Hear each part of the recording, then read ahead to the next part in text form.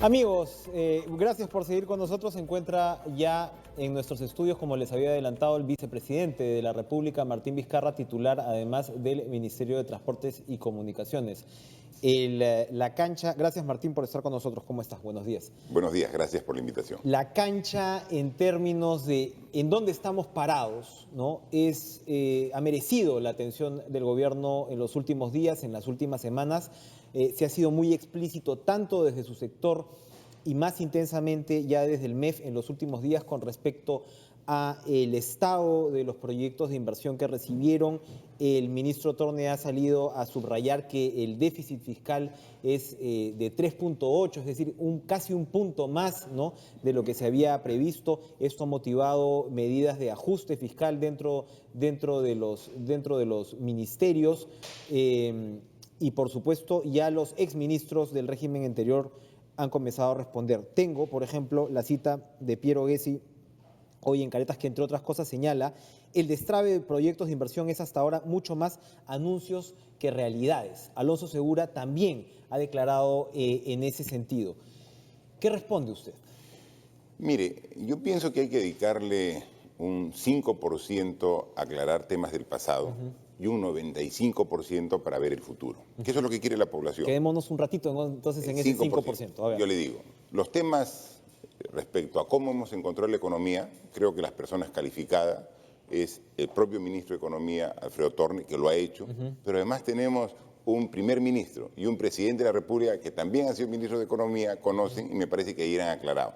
Las cifras son de dominio público y claramente el déficit que hemos encontrado era alarmante y si no tomábamos medidas para corregirlo, realmente la tendencia a fin de año sí iba a ser peligrosa. En consecuencia, esos temas, con propiedad y con conocimiento, economistas de talla, exministro de Economía, lo han aclarado. Como dictan los mandamientos del presidente. Obviamente, también. O sea, pero sí sobre el tema. Mayor detalle creo que ya es ocioso cuando se ha aclarado. Sí, el destrabe no dice, incluso decía Segura ayer, ¿no? Se habla de destrabar tal obra, Chincheros me parecía que, ¿no? Pero claro, se va a pagar 200 millones más y a eso le llaman destrabar. Entonces, ¿dónde estamos por un lado con respecto a lo oneroso de ciertos destraves y segundo, si es que algunos destraves en términos de anuncios son más intenciones que realidades? No, es que no son intenciones. A ver. Por ejemplo, yo fui hace un año al CADE, invitado por los organizadores. Y para ir al CADE en Paracas, uno tiene que usar la carretera Panamericana al sur. Y uno solamente puede ir hasta Cañete en autopista. Y de ahí pasabas un poco más y tenías que ir por la Panamericana antigua convencional, pasando por Chincha.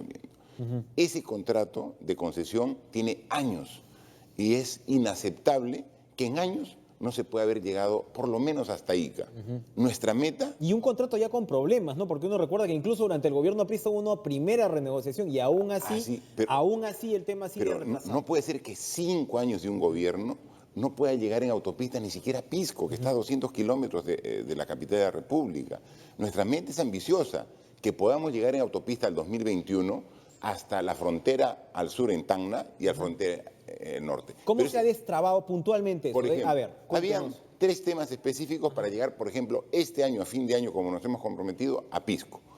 Uno, una casita en la quebrada de Tambo de Mora, que no se podía arreglar y pasar por ella porque faltaba una valorización adecuada a las exigencias, obviamente, del propietario. Es que estamos hablando de un retraso por una casita en Tambo de Mora. Por una casita que el diferencial de pago que se tenía que asumir como Estado era 7.000 soles. O sea, por 7.000 soles estaba cientos y miles de carros gastando más combustible, perdiendo horas hombre, perdiendo horas máquinas, usando una ruta inadecuada cuando ya estaba la Panamericana en doble sentido, doble calzada, debidamente construida, pero había una casita en Tambo de Mora. Todo el mundo conoce, en Chincha saben perfectamente. Eso nosotros a los 15 días solucionamos. La casita al suelo y comenzamos a... El gobierno anterior había dejado colgado eso. Pero años.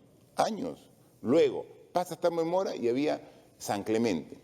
Las lagunas de oxidación de San Clemente estaban justo en el centro de la carretera. O sea, la carretera llegaba en autopista y entrabas a una laguna de aguas residuales, de los desagües de San Clemente. Y luego continuaba más adelante, pero no había continuidad.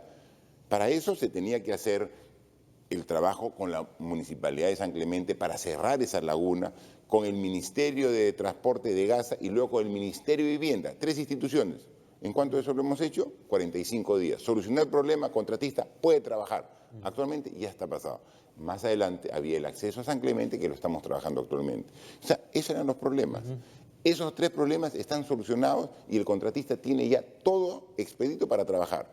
Obviamente, como se le ha dado con años de retraso esos 3 inconvenientes, la casita de Tembo Mora, la laguna de San Clemente y el acceso vial a San Clemente, está trabajando y él dice que el 19 de diciembre está completo el camino en autopista hasta Pisco. Y así como nos hemos comprometido, el próximo año debe estar hasta Ica. Y así estamos haciendo por tramos en toda la Panamericana. Entonces, eso es algo real, eso es algo real. Todos somos conscientes que eso no existía.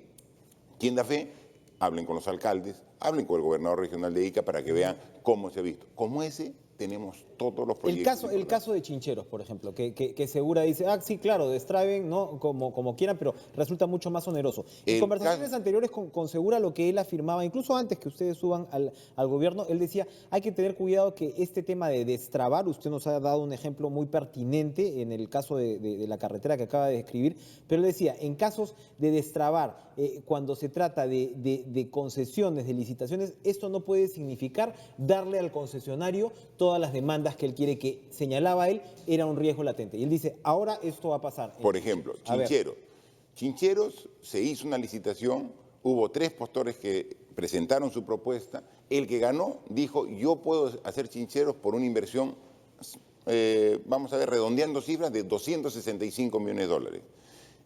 El segundo postor era más de $400 millones. Entonces había una gran diferencia. Se le adjudicó el anterior gobierno a $265 millones. Por ejecutar la obra no se le va a pagar $1 más a ese concesionario. ¿Dónde están los 200 millones adicionales que no hay 200 millones adicionales, no hay 200 millones adicionales. Lo que se consultó a Contraloría era el procedimiento para ejecutar Chincheros en una obra de 5 años. Los 2 primeros años es el movimiento de tierras. Porque no es una ubicación plana, es un cerro donde se va a hacer Chinchero. Hay que nivelar, hay que cortar todo el terreno. Eso nos toma 2 años. Y eso lo paga el Estado en valorizaciones. Eso no es parte de los 265 millones de dólares y así está establecido en el contrato. Pero ¿qué dice el contrato? Que el contratista tiene que poner los 265 millones ahora, antes de empezar, en un fideicomiso y esperar los 5 años para hacerlo. Entonces, obviamente, lo que dice ahora el contratista, esto tiene un costo financiero. ¿Cómo se va a reconocer? Yo no cobro más de 265, sino el costo financiero. Obviamente, como a nosotros también nos genera una duda, lo hemos consultado ¿a quién? A Contraloría. Le hemos pasado toda la documentación a Contraloría y Contraloría nos ha respondido y estamos siguiendo la indicación que nos ha dado Contraloría. Estamos siguiendo paso a paso cómo se debe actuar. Y cuando se termine, perfecto. Si es que se llega a un acuerdo, muy bien, se suscribe. Si no se llega, tendrá que... Está en proceso aún todavía. Está en proceso, pero no se va a pagar ni $1 más por el costo de la construcción del aeropuerto de Chinchero. La línea 2 del metro. Línea 2 del metro. A ver, ahí usted nos ha mostrado los terrenos que no habían sido liberados. ¿Por qué estos terrenos no habían sido liberados? ¿Por qué no habían sido entregados previamente? Hablamos de los terrenos para las estaciones, en algunos casos. Para ver. ¿También era tipo Tambo de Mora? ¿Habían desacuerdos con expropiaciones? Exactamente igual. Ahí es más complejo todavía, más complejo. La línea 2 del metro, que va a beneficiar a todos los limeños, porque va a poder transportar, según los cálculos de demanda que se ha visto, desde que se ponga en servicio, de inmediato 600.000 limeños van a usar esa línea al día siguiente. 600.000 por día. Y cuando esté en pleno uso, se calcula que van a usarlo 1.200.000 limeños. O no limeños, ciudadanos que viven en Lima y que necesitan transporte masivo, ¿no? Entonces, más de 1 millón de pasajeros va a tener por día esa línea. Es importantísima. Cuando nosotros ingresamos, encontramos serios cuestionamientos de la Contraloría. Recuerde usted al Contralor General de la República en conferencia de prensa declarando y dando las denuncias de malos manejos en la línea 2 del metro. Así lo ha hecho públicamente. Nosotros dijimos, mire, si hay malos manejos, que se investigue, que se analice, pero ese es un tema aparte. Este proyecto debe concluirse para beneficio de todos los que viven en la capital de la República. Hemos comenzado a trabajar. Primero, es una obra que está dentro de la ciudad de Lima. Una serie de autorizaciones nos tiene que dar el municipio de Lima Metropolitano. Entonces, inmediatamente fuimos a hablar con el alcalde de Lima, Luis Castañeda, y le dijimos, señor alcalde, queremos ver cómo ve usted este proyecto, la línea 2 del metro. Me dijo, ¿qué proyecto? Línea 2 no lo conozco. Nadie del Ministerio de Transportes ha venido a hablar conmigo.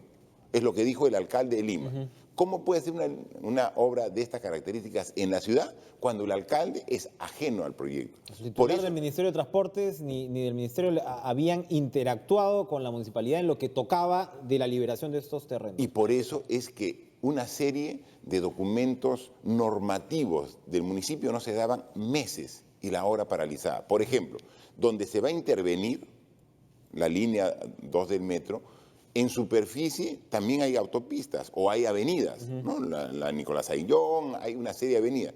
Eso va a cambiar la sección vial.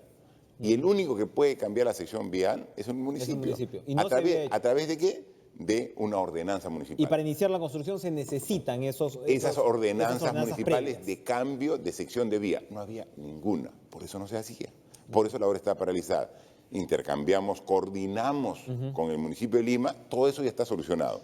Un tema, claro, dice, eso está, a ver, veamos qué ordenanza municipal se ha dado y qué hemos encontrado. 2, el proyecto Línea 2 del metro tiene 35 kilómetros de longitud. Los 35 kilómetros requieren una estación cada kilómetro. Cada kilómetro para poder acceder a los usuarios en el futuro. Son 35 estaciones. Nosotros hemos entrado cuando el proyecto ya tenía 2 años en ejecución, en trabajo. Sí. ¿Cuántas estaciones tenía? Ninguna, ni ¿Por qué? una sola. ¿Por qué? Porque no tenían las áreas liberadas. Por el tema de porque no expropiación. tenían las áreas liberadas. No habían, las expropiaciones no se habían concluido y en consecuencia no tenían. Ya 2 actualmente están trabajando. En 3 meses, nosotros ya tenemos 2 trabajando y 2 en proceso de ver. La 21, 22, 23 y 24. Porque están enumeradas de la 1 hasta la 35. Y se ha podido negociar con los propietarios. Se ha podido, se ha pagado y ahora ya están trabajando. Pero lo más importante, y eso sí hay que dejar en claro, es, ¿sabe cómo estamos avanzando actualmente las líneas del metro? Como picapiedras. Es decir, como Pedro Picapiedras perforando a la antigua. Ya.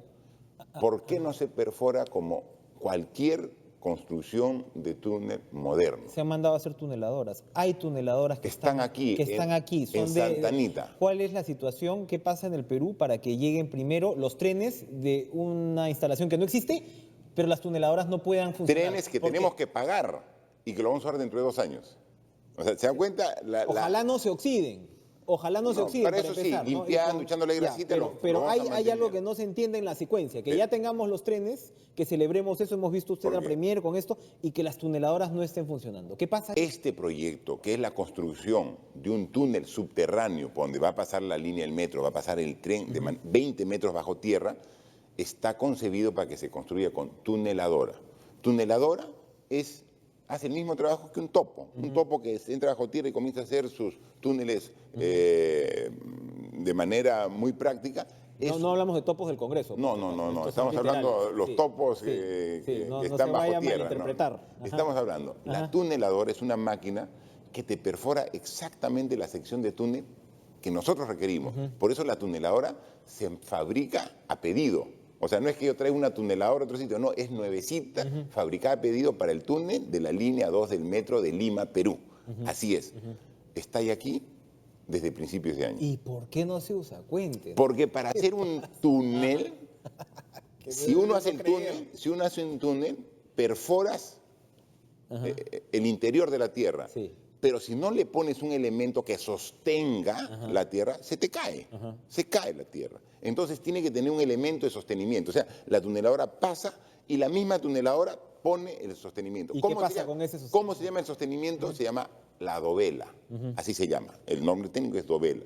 Las dovelas tienen que fabricarse especialmente para el tipo de túnel. Entonces, el contrato firmado el año 2014 decía, señor, usted tiene que traer la fábrica de dovelas y las tuneladoras. Ya, muy bien. Y no solo las tuneladoras, sino la fábrica. Todo. La fábrica de dovelas está hace más de un año en el almacén de Santa Anita, en cajones. ¿Por qué no se instala? Cuéntenos. Porque el contratista tiene que instalar en un terreno que le dé el Estado. Y el contrato decía que le iba a dar el Fundo Bocanegra en el Callao. Aquí está así establecido en el contrato. Te voy a dar el Fundo Bocanegra en el Callao, el área que tú requieres para que ahí instales tu fábrica, fabriques dovelas y una vez que tengas dovelas comienzas a perforar el túnel. ¿Por qué no les han dado el Fondo Bocanegra en el Callao? Eso hay que preguntar a la gestión anterior, a la diligente gestión anterior. No hay. ¿Cuál es la respuesta que usted le han dado? ¿Le han dado algún tipo de respuesta o Nosotros no tenían idea? Nosotros entramos en agosto y dijimos, ¿cuántos metros de túnel tiene? Y sí, estamos avanzando. Oye, ¿la tuneladora quiero ver? No, la tuneladora está guardada. ¿Y por qué no usan? Porque no tengo dovelas. ¿Y por qué no tienes dovelas? Porque no tengo fábrica, porque no tengo terreno. ¿Ya? No, es que el contrato decía Fundo Bocanegra y ahora nos hemos dado cuenta que está ocupado y que no está disponible. Y así nomás encontramos. O sea, no tenemos terreno. ¿Qué hacemos nosotros?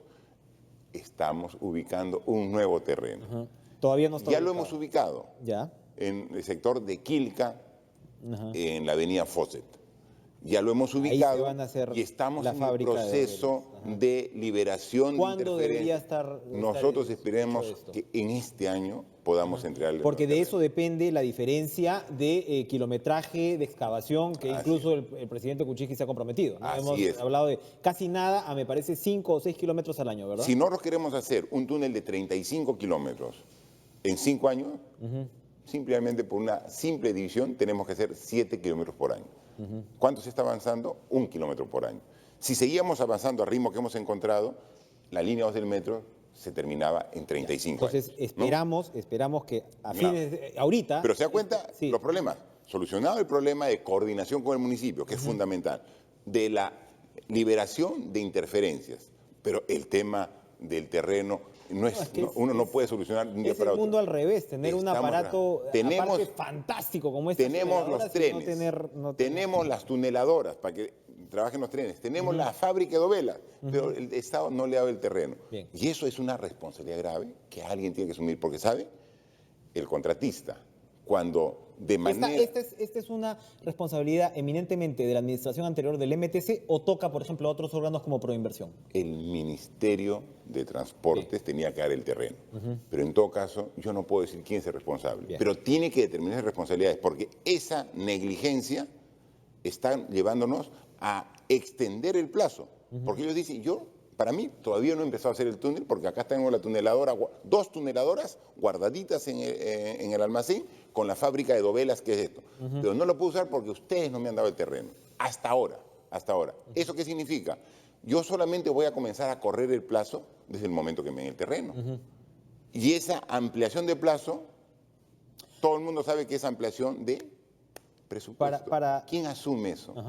Eso yo no lo voy a determinar. Yo lo único que voy a hacer es darle el terreno y comenzar a correr para terminar la obra en más corto plazo. Y que la Contraloría determine responsabilidades. Para finalizar esta parte del tren, el presidente, ¿no?, desde un momento cuestionó, Kuczynski en su momento además cuestionó Como el todos, tema, yo también tema cuestioné. del trazo subterráneo. Yo ¿no? también cuestioné. Era algo que no se explicaba. Y lo hicieron no solamente de la tienda política, usted, gente como Alan García, también lo cuestionó. Técnicos independientes han Se cuestionado. fueron adelante con esta materia. Usted acaba de describirlo muy bien, porque cuando Proinversión argumentaba el por qué, en realidad Proinversión ejecuta una decisión política, Ya, prácticamente, así es. ojo, ¿no? Y esa decisión política fue de Ollantumala. Pero a lo que voy, o del gobierno, no sé si de Ollantumala específicamente, ¿no?, pero del gobierno anterior. Ellos decían, se justifica un tema de total subterráneo precisamente por el tema de las intervenciones que usted nos viene a decir que no se avanzaron, porque cuando hablamos de que tienes que tener una estación cada kilómetro, igual vas a tener un trabajo en superficie. Sí. Ahí uno comienza a cuestionar. Y además, ¿no?, entre cada estación tiene que hacer un ducto de ventilación, que también tiene que hacer un agujero muy grande, inmenso, que vaya, porque es la ventilación. Es un poco caprichosa esa justificación, pero a lo que voy es, cuando se dice vamos a renegociar el trazo, ahora se dice sobre todo es en la parte del Callao. En el centro de Lima ya sabemos que tendría que ser subterráneo por las condiciones y Claro, porque demás. no hay espacio, porque además es zona monumental, alteraría la estética. O sea, hay razones de que el centro de Lima sí justifica ser subterráneo, ¿no? Pero en las zonas alejadas al centro de Lima nada impedía Estas que zonas se- alejadas solamente son el Callao. Se lo pregunto porque, por ejemplo, Bogotá está pasando por una circunstancia similar y el presidente Santos ha dicho, no, esto lo vamos a hacer sobre todo en superficie. Porque muchos le responden a uno los técnicos, ¿no? Le dicen, no, pero ahora todos los metros son subterráneos. Eso no es necesariamente cierto.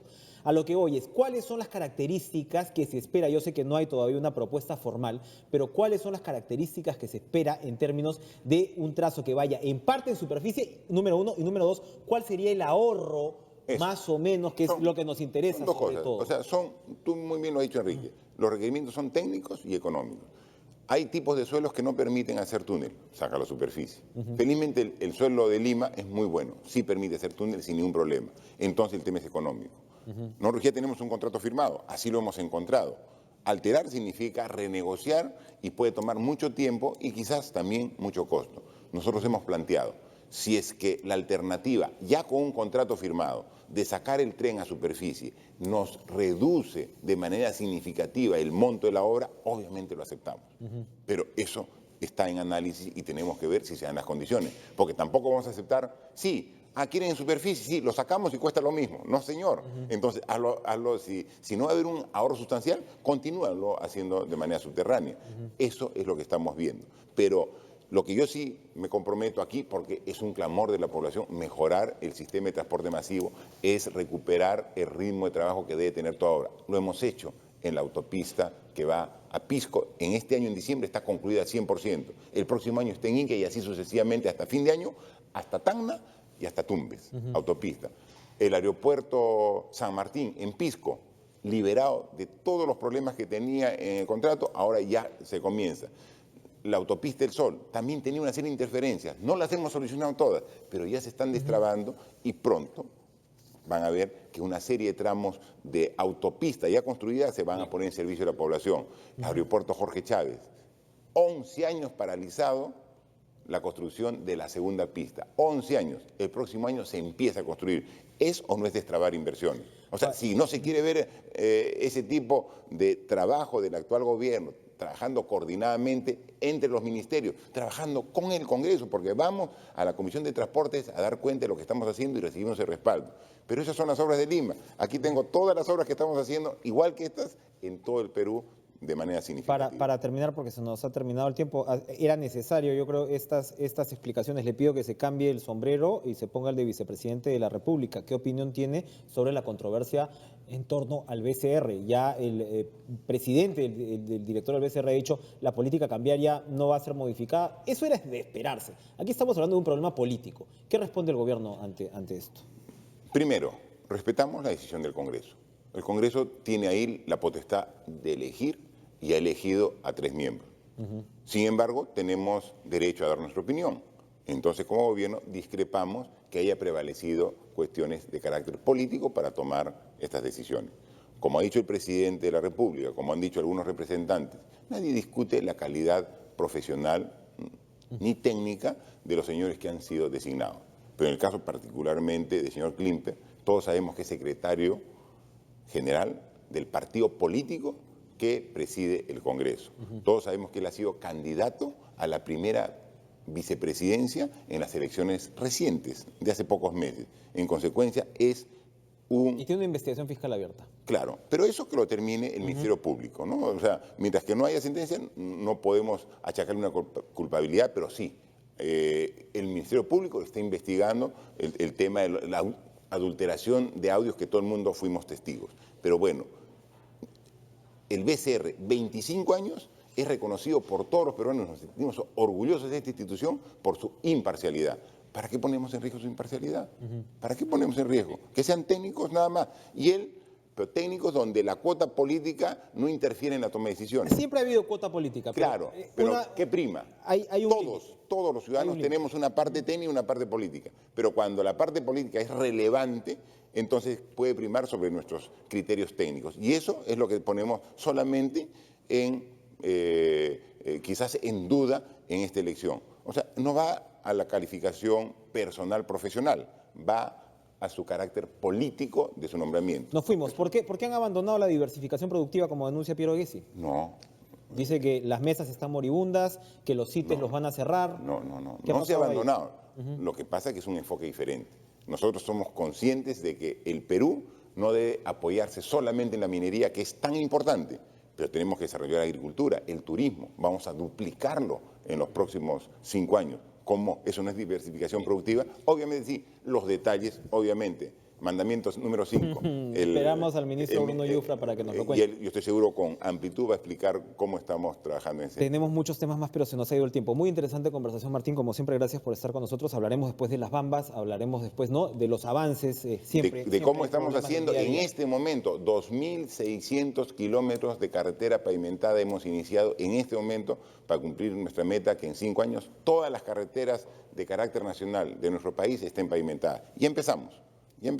Compromisos Así que es. habrá que seguir al detalle. Gracias por estar con nosotros. No,